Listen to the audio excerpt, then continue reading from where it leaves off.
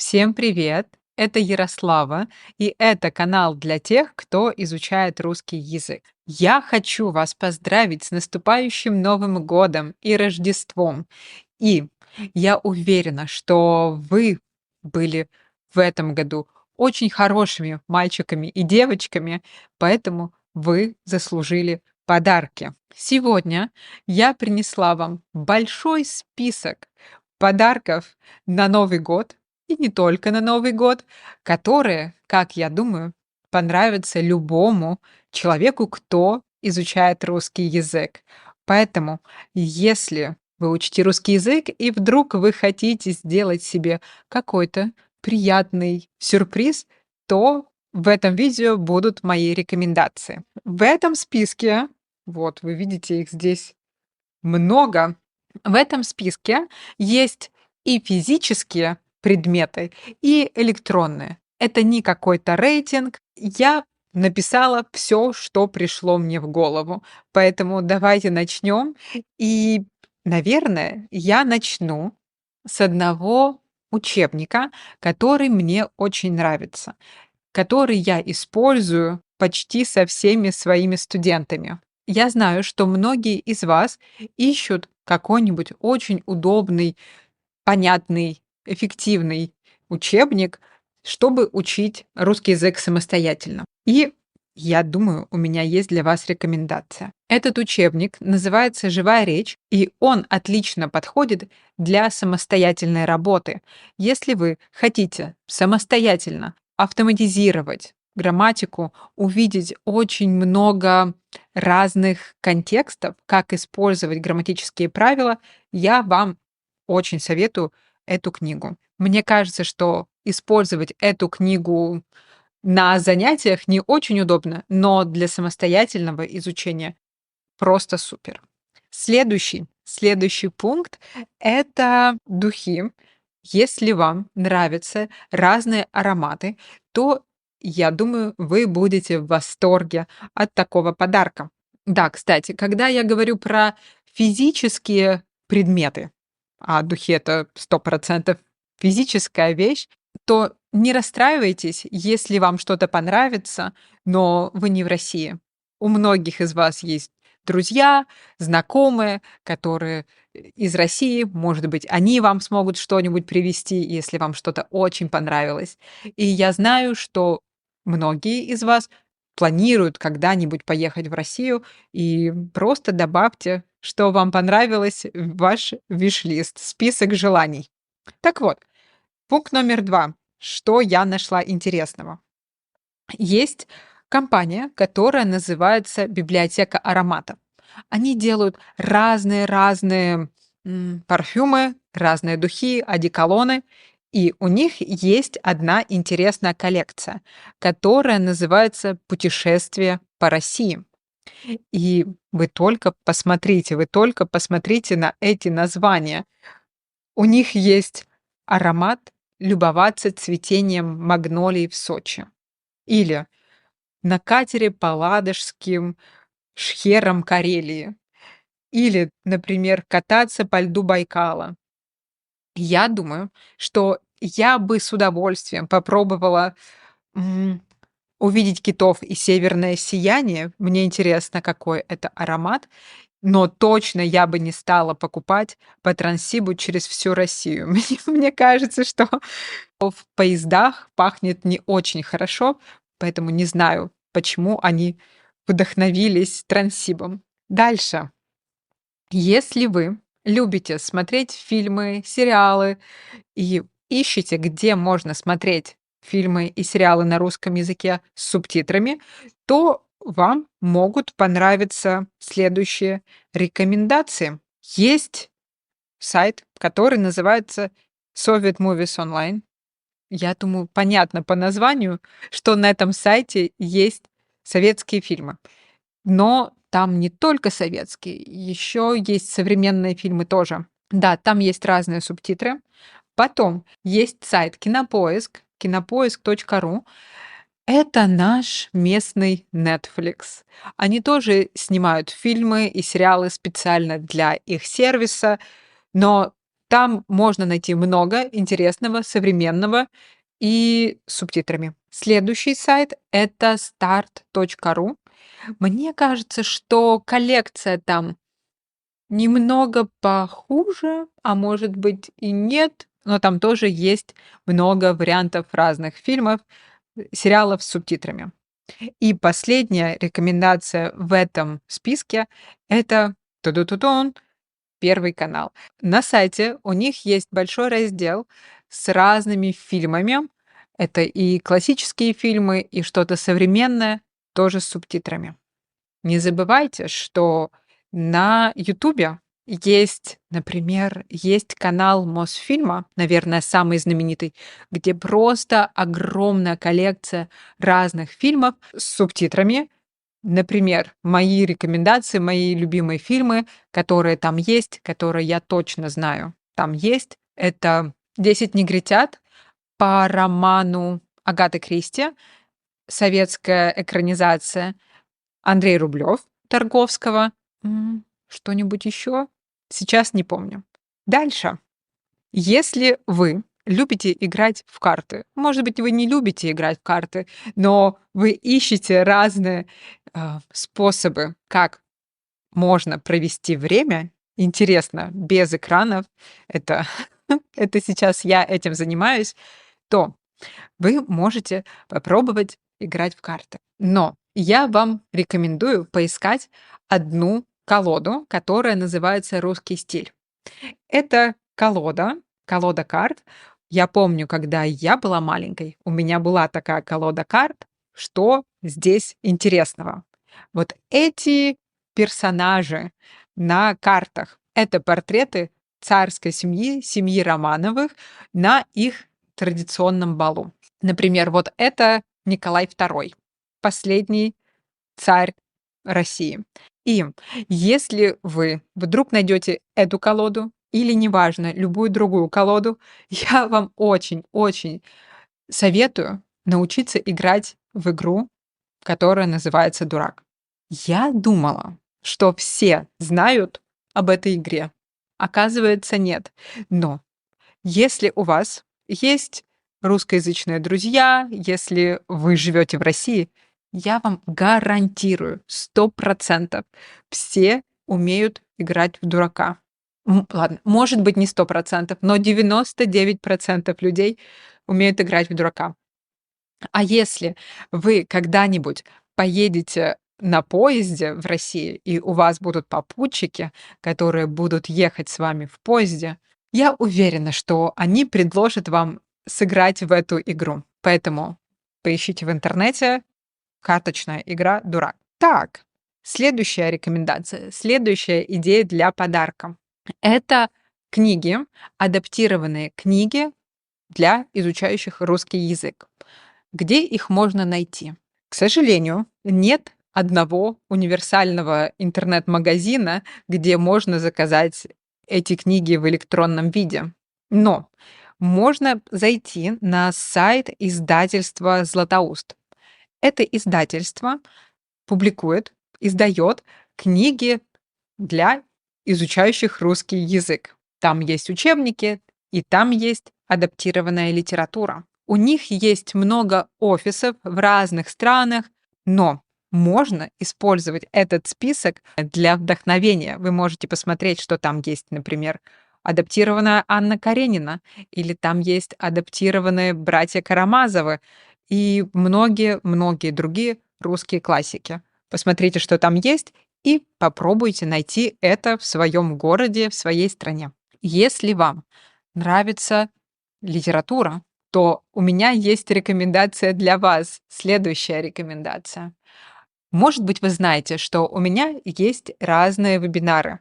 И один из этих вебинаров как раз про литературу, про русскую классическую литературу. Но это не просто вебинар, где я рассказываю, что есть Пушкин, есть Достоевский, есть Толстой. Нет, я рассказываю об истории целой эпохи, я рассказываю об эволюции литературы и о разных фразах, которые знают все носители. И эти фразы носители используют до сих пор. Каждый день, можно сказать. Поэтому, если вы хотите лучше понимать менталитет, вы хотите понимать культурный код, то эти вебинары для вас. Плюс все эти вебинары, этот вебинар и все другие входят в подписку.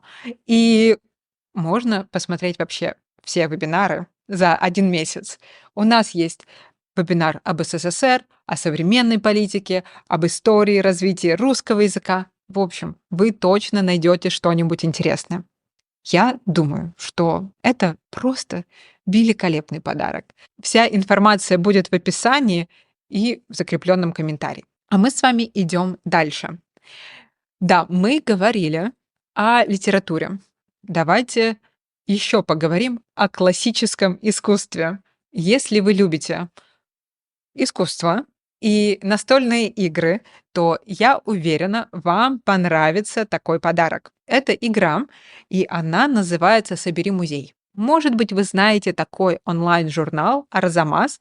Они рассказывают об истории, о культуре, о литературе, да, о таких гуманитарных науках, и у них есть настольная игра. Эта игра похожа на монополию, но вы коллекционер XIX века, и вам нужно собрать коллекцию картин.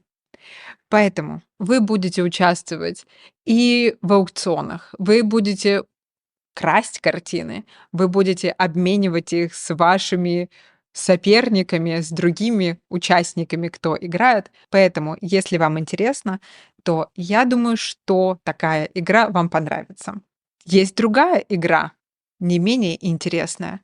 Называется «Страдающее средневековье». «Страдающее средневековье» — это очень популярный, это уже даже не мем. Это, как это назвать? Это онлайн-портал «Страдающее средневековье». Это сначала были просто мемы, сейчас у них есть лекции, есть книги, есть подкасты, есть курсы. То есть они рассказывают об истории средневековья. Очень интересно. И у них тоже есть настольная игра. Она называется «Страдающее средневековье». Супер. Вы живете в средневековом городе, и с вами происходят традиционные средневековые вещи. Эпидемии, войны.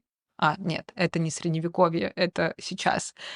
Крестовые походы и так далее. В общем, эта игра очень смешная.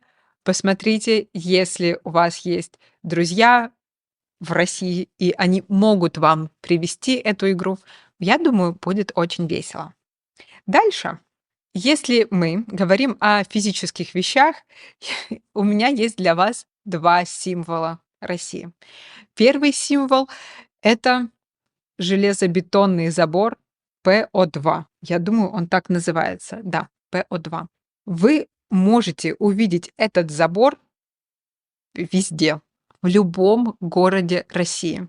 И этот забор, этот символ настолько культовый, что есть значки, есть плакаты, есть сережки. Можно найти разные-разные сувениры вот с таким принтом. Еще есть светильник, кстати, или статуэтка. Вот вы хотите поставить что-нибудь красивое на полку, можете поставить такой забор. Другой символ — это, конечно, панелька, панельные дома. Вот так они выглядят. Когда я смотрю на такие дома, у меня внутри сердце сжимается, и я чувствую я чувствую такую ностальгию. И вы можете найти с этими панельками вообще любые сувениры. От настольной лампы до просто статуэтки, до значков, до открыток. Все, что вы захотите, вы можете найти вот в виде панельки. Кстати, на сайте, где продаются значки вот с этим забором ПО2, есть подпись, и мне кажется, она очень смешная. Если встать напротив забора ПО2 и сильно зажмурить глаза на 30 секунд, а потом резко их открыть, ничего не произойдет. Вы также останетесь в России, но вы хотя бы попытаетесь. Да, вот такие дела. Сейчас я вижу в моих заметках, что есть даже свечи с панельками и снежный шар с панелькой. Ну, это разве не прекрасно? Следующий символ — это плакаты. Если вы в России, вы можете зайти, например, на сайт Озон и набрать в поиске панельки, и вы увидите огромный ассортимент разных сувениров. Вообще на этом сайте очень удобно искать разные сувениры, поэтому если вы в России, то идите на Озон, и вы можете заказать и найти там все, что угодно. Что еще можно найти? Какой еще можно сделать подарок изучающему русский язык? Это все связанное с Советским Союзом. Плакаты, карты, блокноты, значки. Мне, например, нравится вот этот значок «Всегда готов». Это игра слов, потому что есть выражение «всегда готов». «Всегда готов» — это была фраза приветствия пионеров. Пионер всегда готов. А здесь есть код «всегда готов». Так, следующий онлайн-подарок, что вам может понравиться, это разные подписки на разные сервисы для изучения русского языка. Ну, есть Duolingo, есть LingQ, их много, они разные. Можно выбрать, посмотреть, какие вам по душе, какие будут вас мотивировать. Я сейчас пытаюсь распробовать. Я сейчас пытаюсь заниматься на LingQ. Как это произносить? Как это правильно сказать? LingQ. С испанским языком у меня еще не очень получается, но посмотрим. Следующий подарок. На Новый год дети всегда получают сладкие подарки. Это такие коробки или пакеты с разными-разными конфетами. И есть несколько кондитерских фабрик, которые делают конфеты. Великолепно. Я вам советую, рекомендую обязательно попробовать. Это шоколад Аленка, птичье молоко. Да, звучит странно, птичье молоко, как молоко птиц, но нет, на самом деле это очень вкусно. Это очень нежное суфле в шоколаде. Потом другое смешное название — раковые шейки, как шеи рака. Это больше похоже на карамельки. И мои любимые конфеты — это лапки-царапки. Я сейчас вспоминаю, и когда будет следующий раз, когда я попробую эти конфеты? Да. Вот, можете попробовать любые из этих конфет. Если, кстати, у вас в городе есть русский магазин, какой-нибудь русский магазин, там 100% будут конфеты вот этих фабрик. Красный Октябрь, Ротфронт, Аккорд, по-моему, называется, и Бабаевский. Наверное, это основные фабрики. Кстати, если вы были в Москве, то вы наверняка видели на острове в центре Москвы красивый комплекс зданий. Такие красные здания на острове — это фабрика «Красный Октябрь». Раньше там была фабрика, сейчас там открытое пространство, там есть рестораны, концертная площадка, офисы. Ну, в общем, урбанизированное место. Потом мы уже говорили о сериалах, о фильмах. Если вы любите слушать аудиокниги, то, наверное, вам понравятся такие подписки на Литрес и на Яндекс Книги. Кстати, Кинопоиск — это тоже сейчас компания Яндекса. У нас все Яндекс. На Литресе есть электронные книги и аудиокниги, на Яндекс Книгах есть только аудиокниги. Хотя нет, сейчас это там тоже есть электронные книги, поэтому выберите любое. Там есть бесплатный пробный период, по-моему, 1 месяц или 1 неделя. В общем, вы можете попробовать. И, кстати, с другими сервисами, с сериалами, там тоже есть пробная неделя, поэтому можете попробовать. Потом, если вы опять будете в России, сходите в разные музеи. Я люблю покупать сувениры в музеях. У нас есть прекрасные магазины с сувенирами. Это Третьяковская галерея, Эрмитаж, ВДНХ, Музей космонавтики. В общем, практически в любом музее есть очень классные сувениры. Я была бы очень рада такому подарку. И осталось совсем немного. Если вы хотите улучшить ваше говорение, я думаю, отличным подарком будет подписка на уроки на разных сервисах. Например, на iTalki. Я сама раньше там преподавала, ну, давно, и моя учительница по испанскому тоже была с этого сайта. Поэтому я думаю, это тоже очень классный подарок на Новый год. И последних вещи. Какая у вас ассоциация с русским языком? У многих людей это Советский Союз, а какая ассоциация с Советским Союзом? Это космос. Поэтому классный сувенир — это все, что связано с космосом. Это может быть значок с Гагариным, это может быть, например, белка и стрелка, 2 собаки в космосе и так далее. В общем, все, что связано с космосом. В Москве есть классный музей космонавтики, их несколько, и там миллион классных вещей. И последняя вещь: если вы любите кофе и вы в России, то вам обязательно нужно попробовать Tasty кофе. Почему я говорю про них? Ну, во-первых, потому что они просто супер, а во-вторых, потому что они тоже из Ижевска. Вы знаете, я из Ижевска, и это тоже ижевская компания, которая, мне кажется, все любители кофе в России ее знают и любят. А еще у них очень классный мерч. Поэтому я надеюсь, что эти рекомендации, идеи для подарков вам понравились. Напишите, пожалуйста, что бы вы хотели получить на Новый год. И до встречи в новых видео. Пока-пока.